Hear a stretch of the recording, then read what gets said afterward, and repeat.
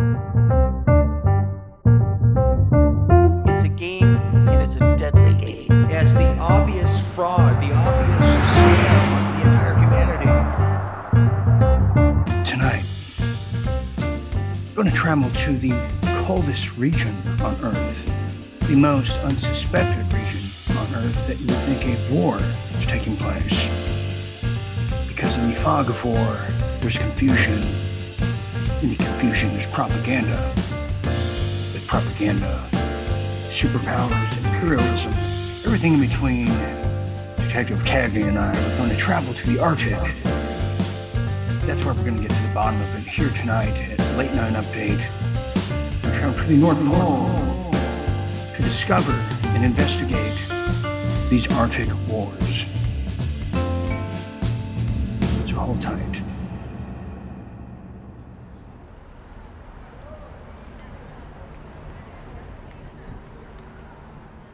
Welcome to the season premiere of Late Night Update.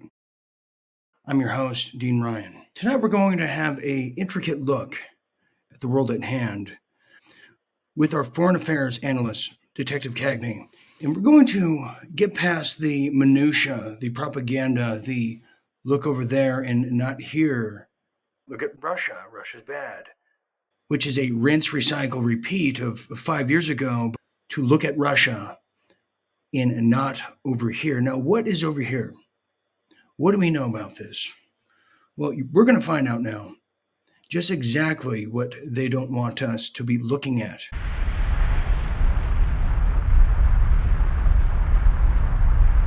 So as we are now witnessing many people trading their slave masks now for Ukraine flags. No, we're not looking at Ukraine and Russia. Tonight we're going to be looking into the Arctic up above in the north. Because a multitude of different countries from the west to the far east are now in that region. You have a multitude of different countries now that want to stake claim of that whole trade route. So Detective Cagney and I, we're going to get into the bottom, into the deep oceans of the North Arctic as this land grab and pandemic war seems to be evolving and only heating up. Let's get to it. Okay, Detective Cagney, here we are. We are in a very confusing time where it's the ultimate version of wag the dog. We're told to look at Ukraine, we're told to look at Russia, but then we're hearing maybe there's something else really, truly going on, and that's usually the case. So where are we right now in 2022?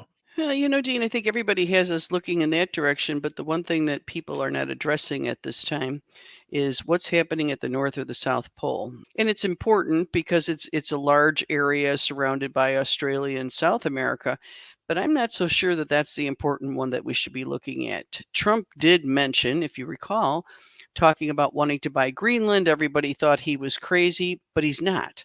Because really the shipping lanes for everybody is in the North Pole, the Arctic Ocean. Well, for shipping purposes, for example, transporting goods from like China or Japan to Europe or the East Coast from, like the east of the US, the passage would cut thousands of miles of arteries that currently go through, say, the Panama or the Suez Canal.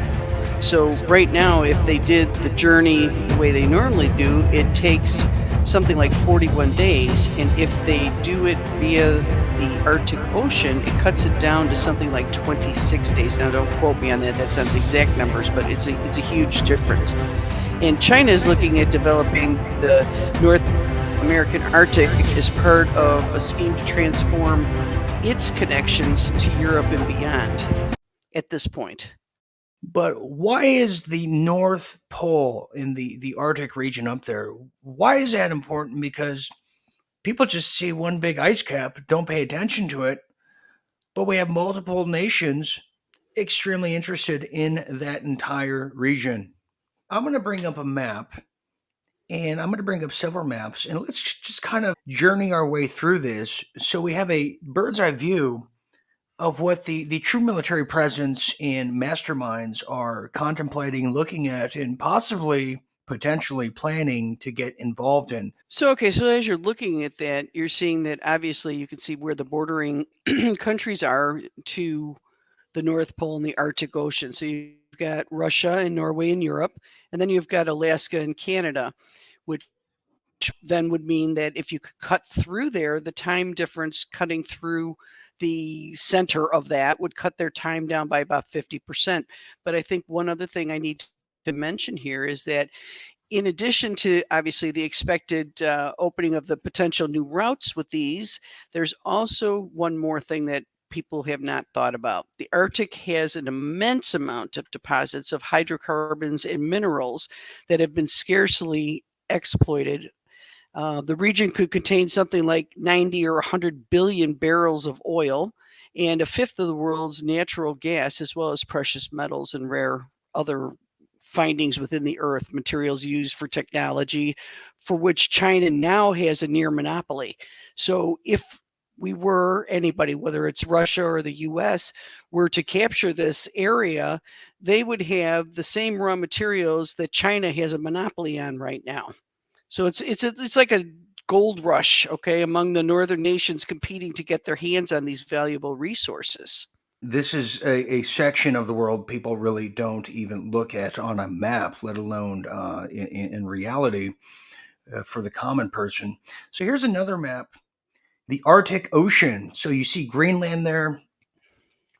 Now you see Alaska, which has come up recently in the wargaming talks, how Russia wants to reclaim Alaska in this downturn of the United States. But you also see another country there. That's the country of Greenland.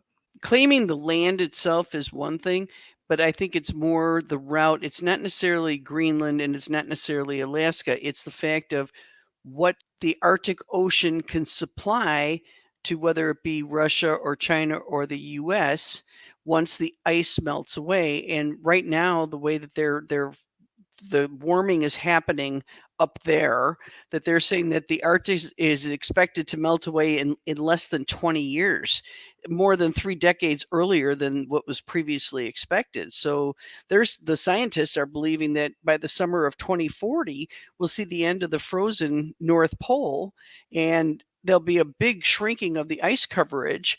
And that way, now that means that there's going to be more open pathways and the ability to be actually get on that land and be able to reach those nutrients that they have there.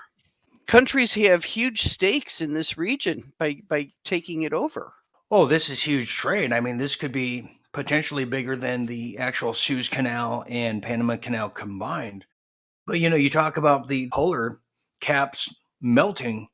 Scientists say, experts say, scientists predict.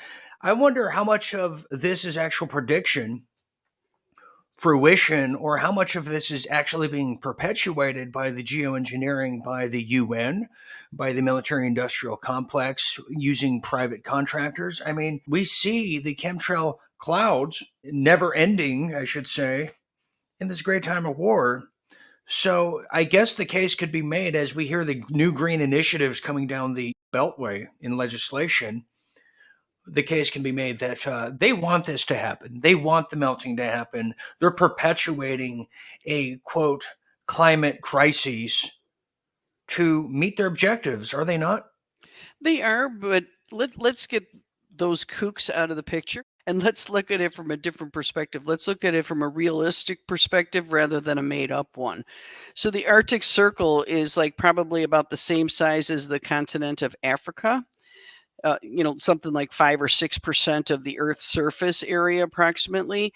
But yet it holds more than 22% of Earth's oil and natural gas resources. 22%, Dean. This is huge. According to my calculations, that's at least $1 million in trade. At least. Okay, here we have what is the Arctic Circles. So yeah, this is a huge trading route with pretty much the who's who of the superpower countries. So there's a lot at stake. We're talking GDPs would be pretty much increased and based on just this trade route alone. Well, you look if as you look at the map, okay, and you see that, you can see that if Europe and Asia use the northern sea route along the northern coast of like Russia, the trip would be around, oh, I don't know, 18 days or so. And the distance would shrink from something like 12,000 nautical miles down to under 7,000 nautical miles. So for the US Asia trip through the Northwest Passage, it would take 21 days rather than 25. Well, that means a hell of a lot more boats can go back and forth faster, which obviously means goods can get delivered faster, which means profit can be made faster. Now you could probably see why China wants to circumnavigate the world, implant their DNA, their flag, their commerce, their military everywhere, because they want to be the recipients of pretty much the entire trade around the world, in addition to owning all the seaports because of this trade. Do we see that coming to play here now? Well, you and I have talked about this in several other of our late night updates. I mean, and then this would then also bring into the fact of the South Pole, which why they're fighting for the uh, Antarctica down there, because again, that's a different trade route. So they're trying to land all of the boundaries in order to make their trade route theirs, China's, their main way of transporting things in a quicker fashion, depending if they want to go north or they need to go south. They want to make sure they've got everything secured. But the weird thing is that this past month there was a first of its kind exercise that involves something like 8 or 9,000 troops outside of Fairbanks, Alaska, which was planned, mind you, long before Russia's invasion of the Ukraine, if we want to call it that, but was driven in part by Russia's moves in recent years to militarize the Arctic. Well, they're not the only ones that are trying to militarize the Arctic. China is, US is, Canada is. It's a part of the world where the United States and Russia share a really long maritime boundary. And I think they're just trying to stake claim to that boundary because in the end, he who owns that area is going to own the shipping, and then they're the ones that are going to, besides the natural resources, they're the ones that are going to be making the high profits. On the west coast of Alaska at this time, the federal government's investing hundreds of millions of dollars to expand a port at Nome, Alaska, which could transform into a deep water hub. Now, this gets into the military, servicing the Coast Guard and Navy vessels navigating into the Arctic Circle. Now let's get into the military implications and the overall military performances on the world stage here by just about everyone involved. So as this is happening, we're literally seeing a CGI greatest hits of the war theater extraordinaires, the producers, the directors, and thespians, all in one. In the Ukraine region, being performed by Russia. At least 59 people killed, at least 149 people wounded. Those numbers are going to go up. There's just no question about that. I mean, you have fierce fighting in a number of locations around the country. You mentioned Chernobyl. Russian forces quickly overtaking that area. We understand they are still in control. The other thing that went down today that was of huge importance was Russian paratroopers went into an airfield 15 miles outside of Kyiv, and for a short period of time this afternoon, they held... But also being performed by what seems to be a puppetry actor president. Is it really just because that Russia is just extremely mean and they want the entire region to take over Ukraine? Or is it because that there truly are biolabs underneath in just about everywhere up and down Ukraine? Or C, is it because the true war, the true imperialism and race to the top, the trade wars? The US, China, and Russia are stepping up their game in the remote and inhospitable region that's rich in resources and growing in strategic importance. Арктика – важнейший регион. There are other people coming into the Arctic and we don't like it. 中国是近北极国家。 It's an untapped area of mineral resources that China would like to explore one day. Russia has moved quite quickly in the last few years to really boost its military presence in the Arctic. Greenland allows for transnavigation from Europe to the United States. It provides a place where you can refuel ships, refuel planes, have storage, bases. An estimated $1 trillion worth of rare earth metals could be lying under all that ice, as well as about 30% of the world's undiscovered gas and 13% of the world's undiscovered oil. The warmer Arctic is also extending the season when ships can navigate in these usually ice-covered waters, potentially reducing navigation time between Shanghai and New York by as much as 7 days, and making tourism and cargo shipment more attractive. All this is setting the stage for potential clashes. I would say it's a combination of things. I do not believe that Russia's the big bad wolf. I think that their position in Ukraine is there for a purpose which has not yet been completely determined to everybody. I think that as more of the Hunter Biden things come out, as you and I both spoke about earlier, we're going to see that there's a greater I don't want to say interest, a greater monopoly on what those labs actually do produce, who own them, who had vested interest in them, and what was the ultimate plan. Now, if you take that, so let's say Russia's deflecting and they're getting rid of all that. But at the same time, I think they also want to race to the top, and I don't blame them. We're all racing to the same. Everybody's racing to the same finish line, which is maintaining some sort of presence in the Arctic Ocean, because in the end, when you think about it, Russia's eastern mainland is only about 55 miles across from the Bering Strait from Alaska. That's nothing. Well, I'd make the case too, Detective. Some of us are racing to the bottom, and include me in those. Count me in. But to highlight that too, okay, this is very good. Now let's get into this. So for years, okay, the expanded Arctic presence was important, but everyone is refurbishing their airfields. They're adding bases. They're adding troops in the area. Everything facing towards the Arctic Ocean there, and they're developing like a military defense system on the northern frontier. So with a warming climate shrinking the sea ice in the region, let's call it that. It is what it is. I'm not saying that there's climate change or there's not climate change. But I think that what happens here is you've got valuable fish stocks that are moving north, rare minerals in the Arctic's subcontinent, which will be easier to dig out once the ice is starting to melt away.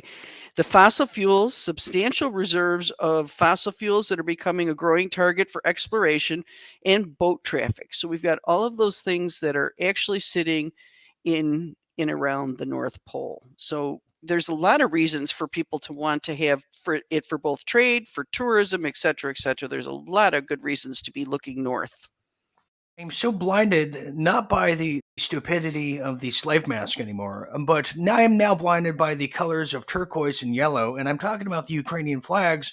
The new migration isn't through the Bering Strait anymore, of just the people coming and walking over that. No, it's through all the migration, which we're told by the Ukrainian refugees who are just coming in the boatloads, the hundreds of thousands to a city near you, in addition to all the corporations in Russia now leaving. Let's get into that, Detective. If people are watching the mainstream media, and I've had this discussion with many people in the U.S., you guys are hearing that, oh my gosh, the amount of refugees that are pouring into Eastern Europe, and there's droves of them coming into the train stations, and it's like adopt a Ukrainian frenzy going on here. Dean, I see none of it. And I am in the cities where supposedly this is all happening, and I have yet to see a Ukrainian person. Where the hell are they? 600,000 of them are supposedly supposed to be here. I haven't seen any. And I'm by the main train stations. So where are they? And what about all the corporations getting out of Russia? Some of them are not even leaving. They're not leaving. They're basically, what they're doing is they are at this time putting a temporary hold, let's call it that. So they don't want to pull out completely because, what if they're wrong? Then they've just lost all of the revenue that they could have gotten from Russia. So instead, what they're saying is, well, we're going to kind of temporarily hold back right now, but we're not taking out our actual buildings or our people.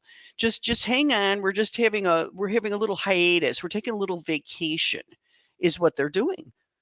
And you could still, the people that I know that are up in Russia, they could still get their Coca-Cola and whatever. I know they're saying that there's none of it to be had there anymore. They're still able to get all of it. Because they don't want to settle for RC Cola. So they're like, let's just hold on. Do you blame them? They don't want Tab either.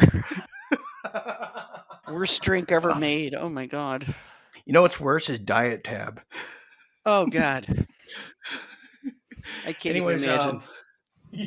I can't. Yeah. Last time we spoke, Detective Cagney, is we talked about all the troops, all the U.S. troops going to Europe, by the thousands.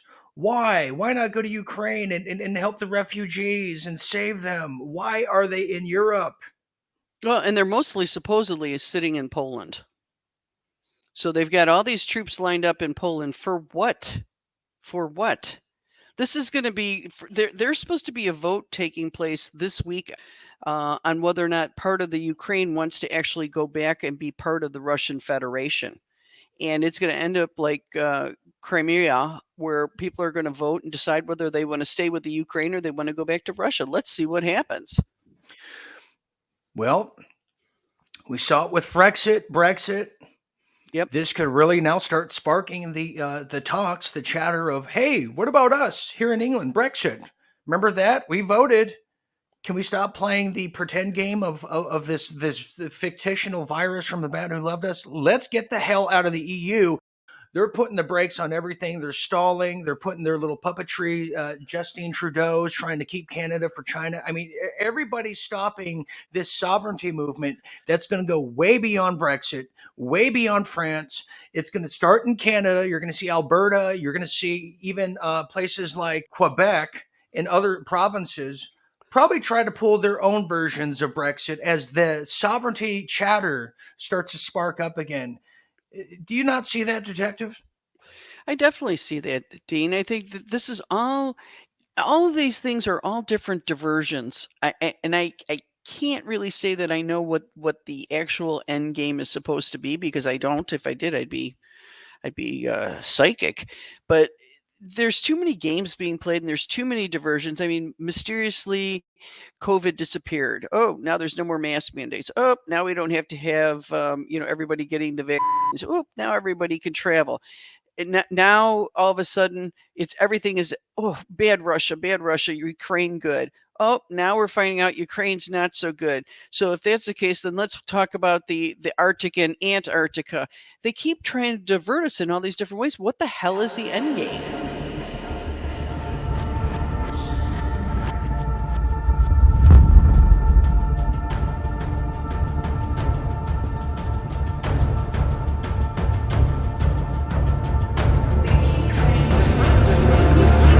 Divert.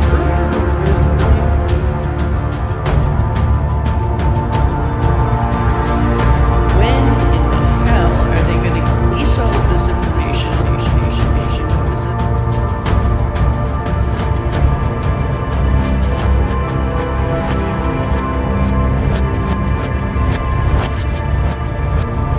Some core convictions. People you meet want something. It's hard, but depends very much on the personality of the president. Hardest thing for a president is to distinguish from the essential issues that affect the long term. It's hard. Get sucked into the battles of the bureaucracy for marginal issues is hard, and to keep them focused. The battles of the bureaucracy.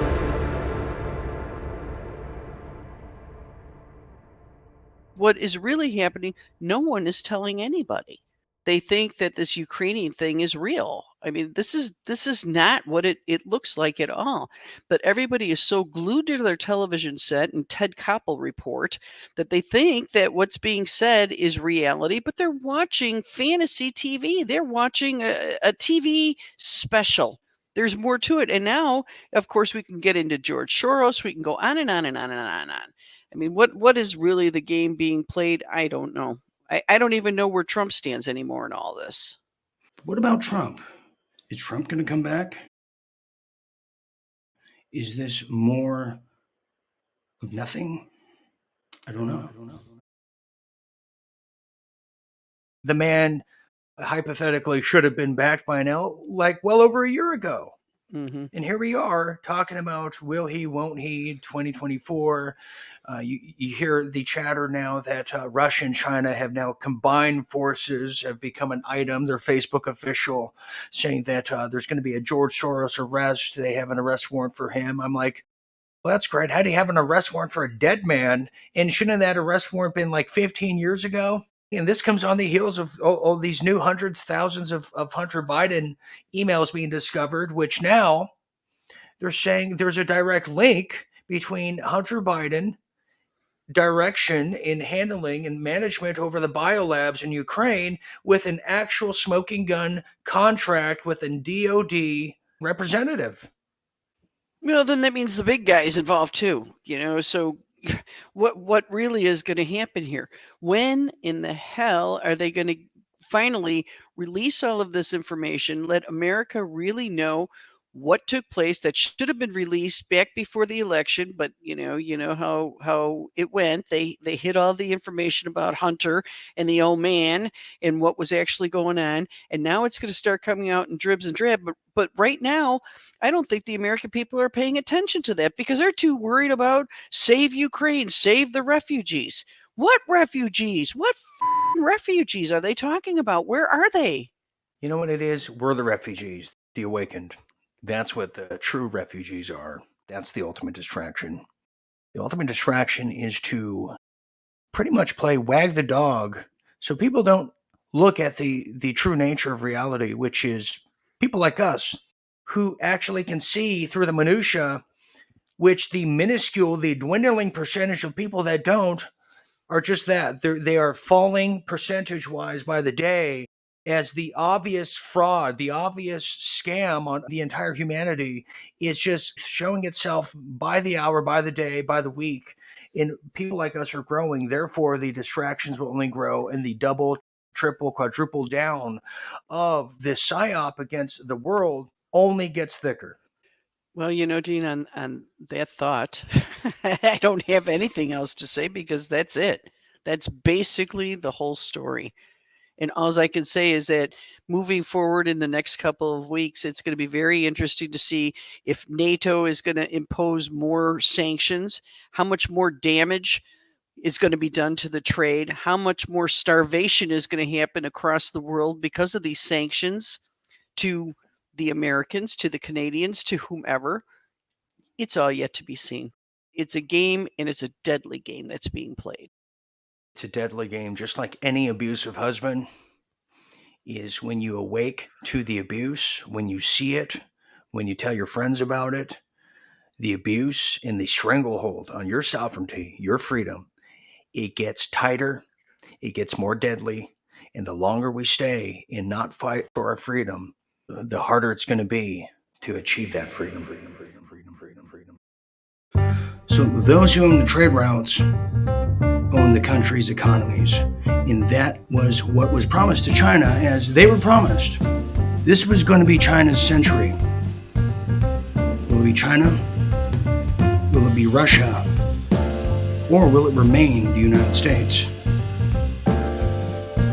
Well, there's definitely something that is happening that is beyond our knowledge, that we're not privy of knowing or simply looking up or calling anyone in these Arctic regions. So I want to thank my guest, Detective Cagney here at Real Deal Media, for sharing a bit of her insight on what exactly is happening.